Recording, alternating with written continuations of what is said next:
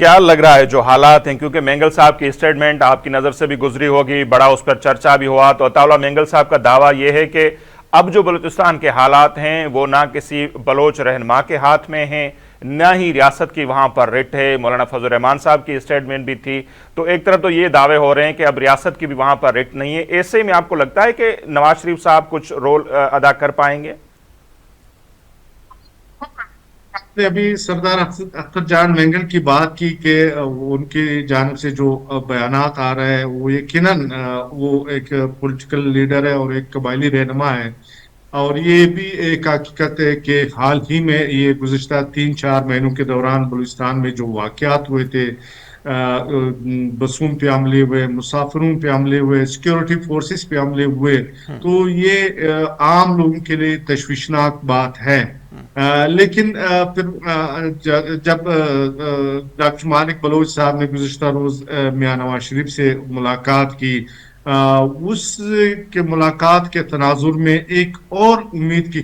کرن جو ہے وہ لوگوں کے ذہنوں میں ابھری ہے، اور وہ یہ کہ لگ ایسا رہا ہے کہ میاں نواز شریف جو ہے وہ اپنی کچھ خاموشیاں، کچھ مجبوریاں اس کو پس پردہ رکھ کر بلوچستان کے معاملے میں آگے بڑھیں گے، کیونکہ ان کا جو، اگر آپ نے دیکھا ہوگا، ہمارے ناظرین نے دیکھا ہوگا، کل ان کا جو ملاقات تھا وہ بڑا پرتکلف ملاقات تھا۔ ان کی اس وقت جب ملاقات ہو رہی تھی تو مسلم لیگ کی مرکزی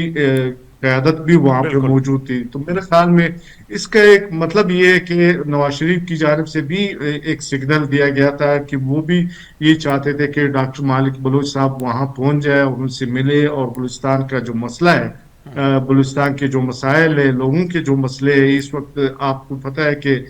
سردار اختر جان مینگل تقریباً 2 ہفتوں سے زیادہ وقت ہو رہا ہے کہ 14 وہ مصدوم گاؤں اقباس کے قریب انہوں نے دھرنا دیا ہوا ہے، ان کے ورکرز وہاں پہ بیٹھے ہوئے احتجاج ہو رہے ہیں، اور اس کے نتیجے میں کوئٹہ کراچی شاہراہ، کوئٹہ تفتان شاہراہ اور دیگر جو ہے وہ بھی تقریباً بند ہے، اور جس کی وجہ سے نہ صرف عام لوگوں کو آمد و رفت میں شدید مشکلات کا سامنا ہے، بلکہ کوئٹہ اور جو کراچی یا کوئٹہ اور تفتان کے درمیان جو ٹریڈ ہے وہ بہت زیادہ متاثر ہوا ہے، کیونکہ 2 ہفتوں سے بہت سارے ایسے جو چیزیں ہیں جو ایران جانا تھا، یا بہت سارے ایسے جو گڈز ہے یا سامان ہے جو جس کا افغانستان منتقل ہونا تھا، تو بڑی تعداد مختلف مقامات پہ آپ دیکھیں گے کہ کنٹینر کڑے ہیں، رکے ہوئے ہیں، اس میں فروٹ بھی ہے، پھل بھی ہے، سبزیاں بھی ہوتی ہیں، وہ تو یقیناً خراب ہو چکی ہوگی۔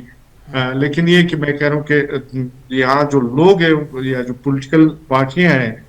یہاں کی بلوچستان کی جو کمپرس پارٹیاں ہیں، ان کی بھی یہ کوشش ہے کہ جلد سے جلد حکومت اور سردار اختر جان مینگل کے درمیان کوئی اس طرح کا پیچ اپ ہو جائے کہ جس کے نتیجے میں جو سردار اختر جان مینگل نے دھرنا دیا ہے تو وہ ختم ہو۔